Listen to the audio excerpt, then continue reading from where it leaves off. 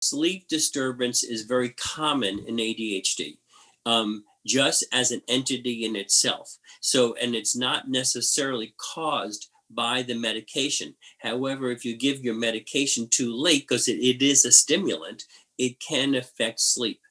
And one of the things, so this has been looked at very extensively about sleep and ADHD, and most recently, um, I listened to a sleep specialist talking about now a newer form of melatonin. So melatonin is a natural substance that's produced in what we call the pineal gland, right here in the fore part of the brain, and that helps us regulate melatonin, which is what is naturally in our body to help us with sleep. um, Teens notoriously have what we call sleep initiation disorder problems, where they have a hard time initiating sleep, but once they're asleep they do pretty well. But kids with ADHD just can't turn it off. They get into bed, their mind's racing, racing, racing, racing. They cannot settle down.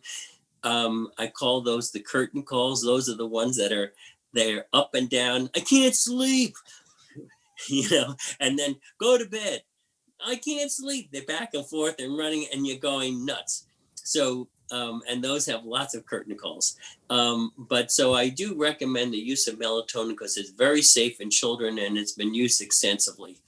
And there are many, many preparations. Most of them are short acting.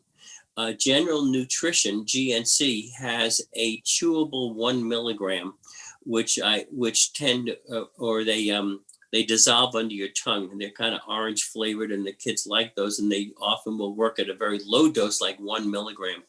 And then there is another company called Olly, Olly, and they have a big section in CVS, and it's a chewable that has melatonin, but it also has other homeopathic kind of things like passion flower, that also has been shown to help with sleep.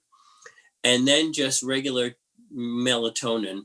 But this researcher talked about now an extended release form of melatonin that comes as 5 milligrams and 10 milligrams, and it mimics the sleep cycle. So it oftentimes kids will initiate sleep, but then they awaken during the night. This helps maintain a steady sleep and has worked quite well. All of these have to be taken at least an hour to 90 minutes before you want a child to go to bed, because they take a while to kick in and work. But those do help. The more severe kids, there are other medications, one called Clonidine that I use that absolutely works to help turn off the chatter so that they can go to sleep and initiate sleep as well.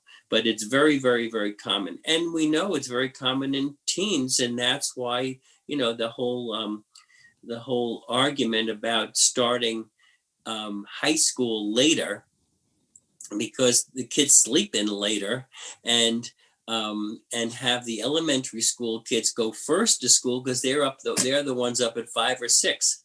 Yeah. And but that doesn't work because of sports and clubs and stuff like that. So Yeah, and I think that also bleeds into the habits. So we talk about habits, and oh, definitely. just if habits are really encouraged and enforced at an early age, I think people are more apt to have good habits. But I see, and I'm sure you do too, just a lot of teens and even adults that, I mean, they'll stay up till 3, 4 o'clock, have difficulty falling. They got to turn off all the stimulating, the phone, get rid of the phones. And one thing that's a huge argument is like kids having TVs in their room, and the computer screens, they all have to be shut down and gone.